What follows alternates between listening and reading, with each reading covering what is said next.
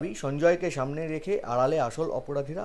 নতুন এক আইনজীবী, তার নাম হচ্ছে যশ জালান, তিনি লড়তে চান সঞ্জয়ের হয়ে। সাংবাদিক সম্মেলন করেছেন। হ্যাঁ, উনি লড়তে চাইলে ভালো লড়ুন, উনি কার হয়ে লড়বেন সে তো ওনার ব্যাপার, আমি বলতে পারবো না। তবে এইটা তো দেখুন, এখন সর্বত্র বোঝা যাচ্ছে যে সঞ্জয় রায় ছাড়া আরও একাধিক অপরাধী আছে এতে।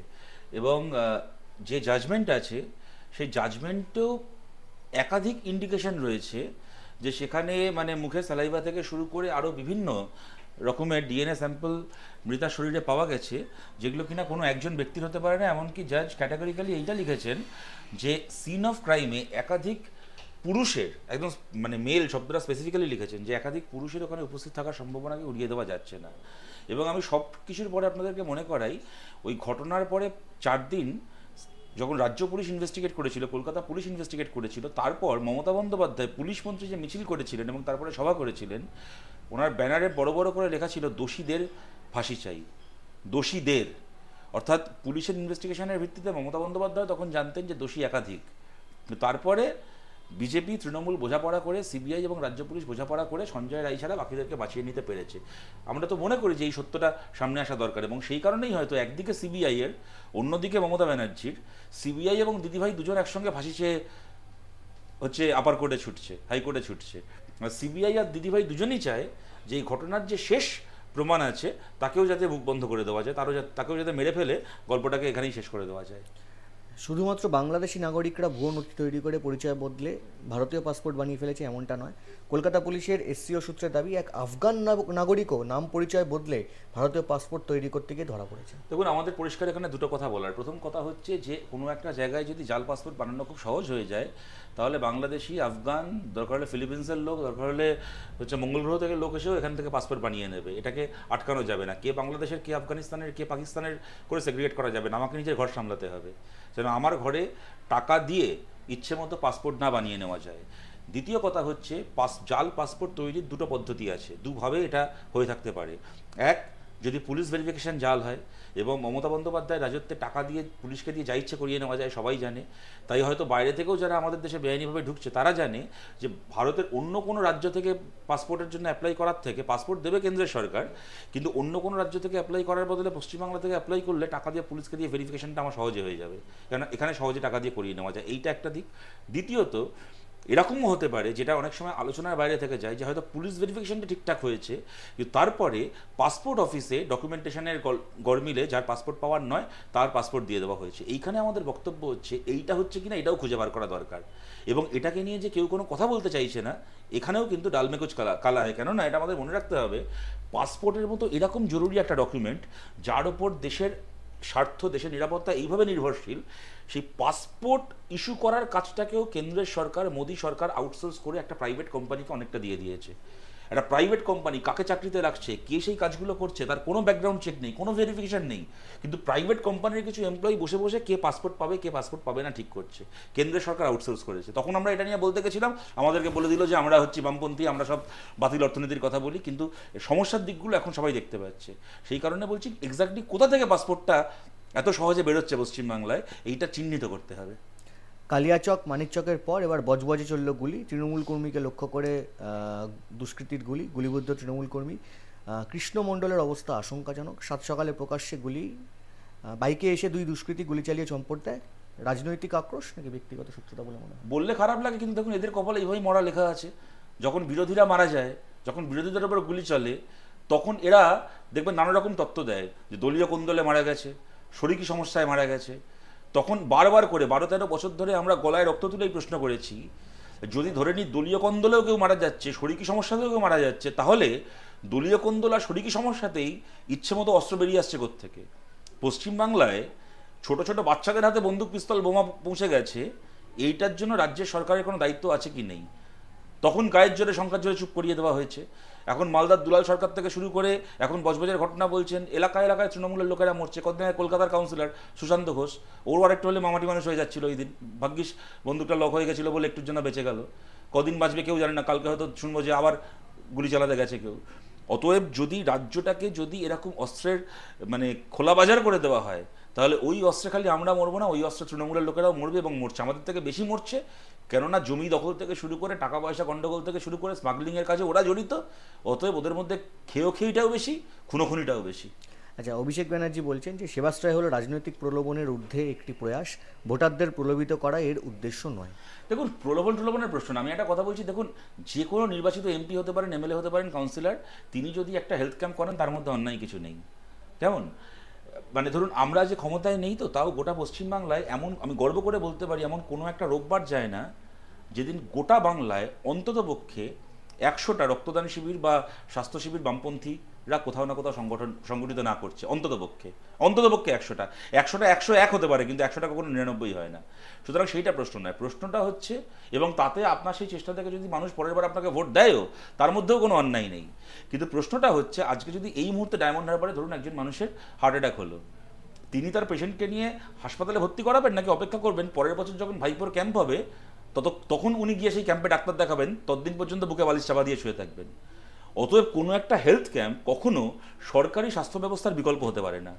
সরকারি স্বাস্থ্য ব্যবস্থা যদি ডাক্তার শূন্য হয়, ওষুধের নামে সেখানে জাল স্যালাইন দেওয়া হয়, ছত্রাক ভরা স্যালাইন মানুষের শরীরে দিয়ে মানুষের প্রাণ চলে যায়, ছোট বাচ্চা মারা যায়, যদি হাসপাতালে যে পেশেন্ট সে ভর্তি হতে পারবে না, কিন্তু অভিষেকের মতো চোরের পোষা ওই কালীঘাটের কাকু সে বাচ্চাদের চাইল্ড আইসিইউর বেড দখল করে শুয়ে থাকে, করে স্বাস্থ্য ব্যবস্থাটাকে যদি এরা একেবারে 12টা বাজিয়ে দেয়, উচ্ছন্নে পাঠিয়ে দেয়, তার বিকল্প কখনো কোনো একজন এমপির কোনো একটা হেলথ ক্যাম্প হতে পারে না। এইটাই বলার এখানে। না, কিন্তু বিষয়টা হচ্ছে অভিষেক ব্যানার্জির এই যে মন্তব্য, তাহলে কি বাকিরা কি তাহলে ভোটের উদ্দেশ্য নিয়ে করে? কাউকে কি তাহলে খোঁচা দিলেননি? দেখো, উনি কাকে খোঁচা দিলেন বলতে পারবো না। ইদানিংকালে উনি নিজে এত খোঁচা খাচ্ছেন এত দিক থেকে, মানে কুণাল ঘোষও এসে ওনার ব্যান্ড বাজিয়ে দিয়ে চলে যাচ্ছে, কদিন আগে দেখলাম।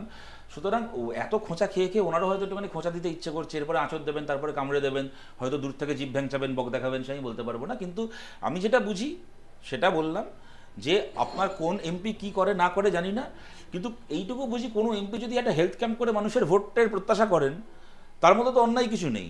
ওদের এমপিরা যেরকমভাবে গুন্ডা দিয়ে, পয়সা দিয়ে পুলিশ কিনে, গুন্ডা দিয়ে বুথ দখল করে, বোম মেরে, মানুষ খুন করে ভোট পায়, তার থেকে হেলথ ক্যাম্প করে ভোট পাক, শিক্ষা শিবির করে ভোট পাক। আমরা তো গণতন্ত্রে সেটাই দেখতে চাই।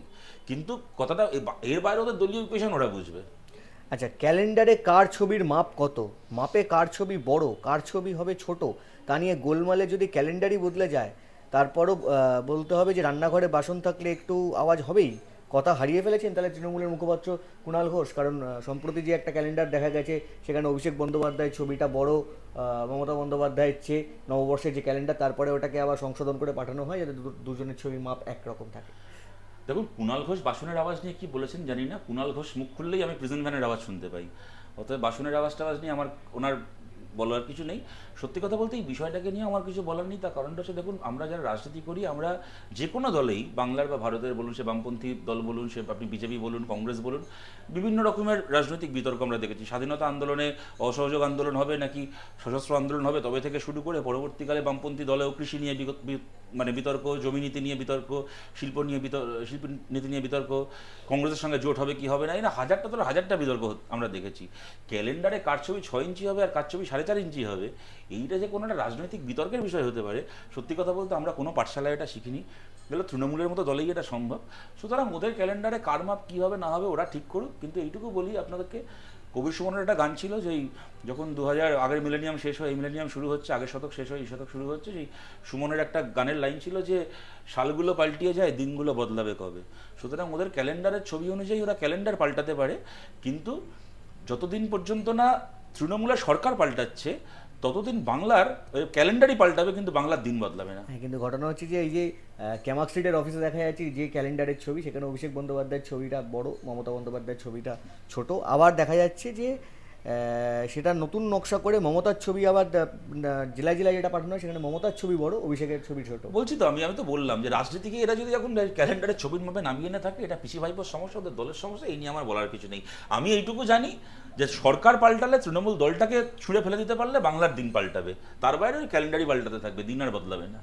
বাঘাযতীন বেলঘড়িয়ার পর এবার খাস কলকাতায় হেলে পড়লো নির্মীয়মান বাড়ি। ট্যাংরায় নবনির্মিত বাড়ি হেলে পড়ার পরে বিতর্ক, প্রমোটারের কোটা ওয়াল ঠেলেছেন কাউন্সিলর। আর একটু অ্যাড করছি, ট্যাংরার পর এবার দেখা গেছে ইন্টালিতেও দুটো বাড়ি হেলে পড়েছে পাশাপাশি।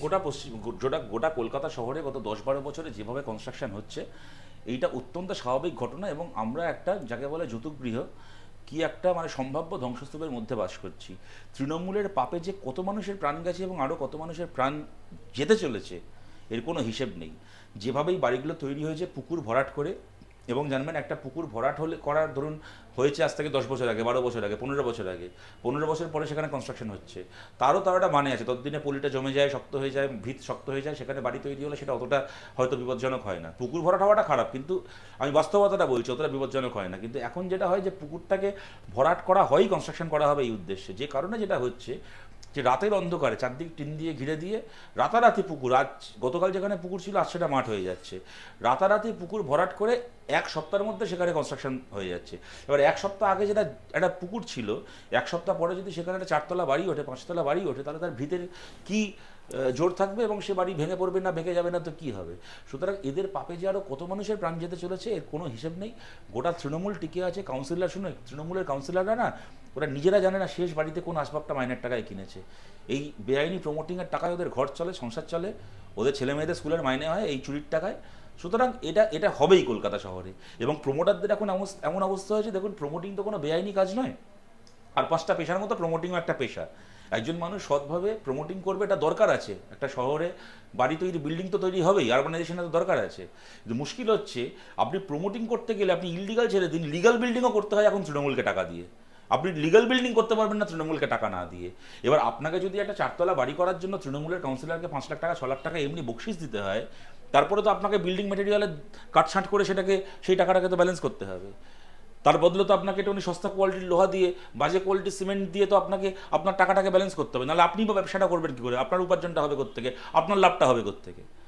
অতএব এই যে তৃণমূলের এই যে মিলিত পাপ, এর ফলে কলকাতায় ঘটনাগুলো ঘটবে, ঘটতেই থাকবে, কেউ আটকাতে পারবে না। 34 নম্বর জাতীয় সড়কের ওপরে বারাসাত 11 নম্বর ওয়ার্ডে একটি অবৈধভাবে পার্টি অফিস নির্মাণ করেছিল তৃণমূল কংগ্রেস।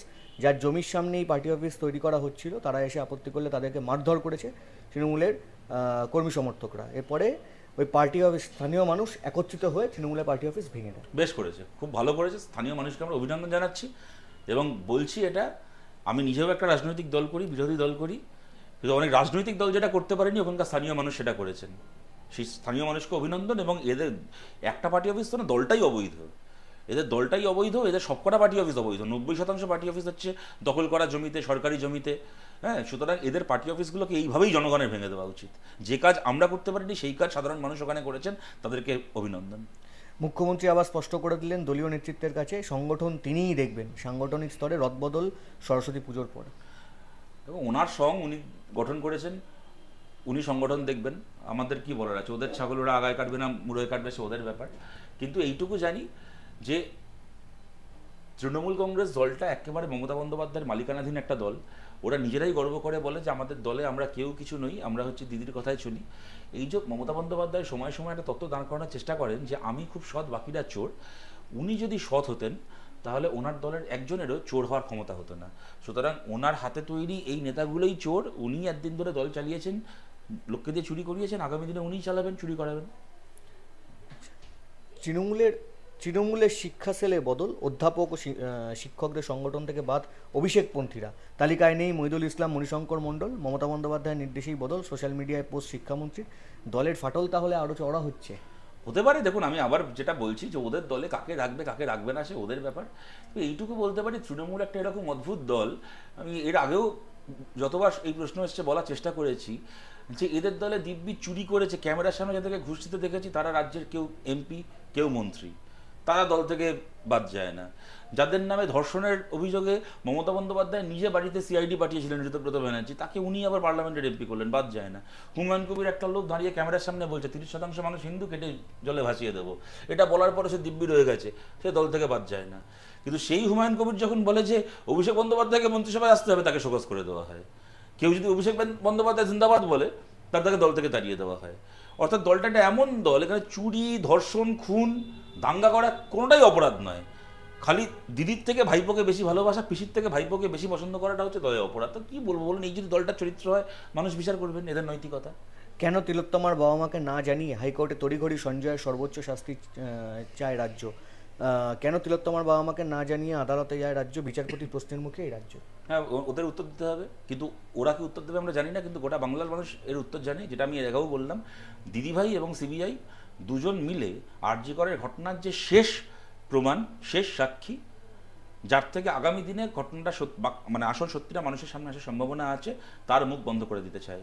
ঠিক যেরকমভাবে বকটুয়ের ঘটনায় সবচেয়ে বড় যে সাক্ষী ছিল লালন শেখ, সিবিআই কাস্টাডিতে তার মুখ বন্ধ করে দেওয়া হয়েছিল। সিবিআইয়ের কাস্টাডিতে লালন শেখকে মেরে ফেলা হয়েছিল যাতে কিনা অনুব্রত মণ্ডল থেকে অভিষেক ব্যানার্জি, মমতা বন্দ্যোপাধ্যায়দেরকে বাঁচিয়ে দেওয়া যায়। ঠিক সেরকমভাবে সঞ্জয় রায়েরও আগামী দিনে লালন শেখের মতো অবস্থা হবে কিনা আমরা জানি না।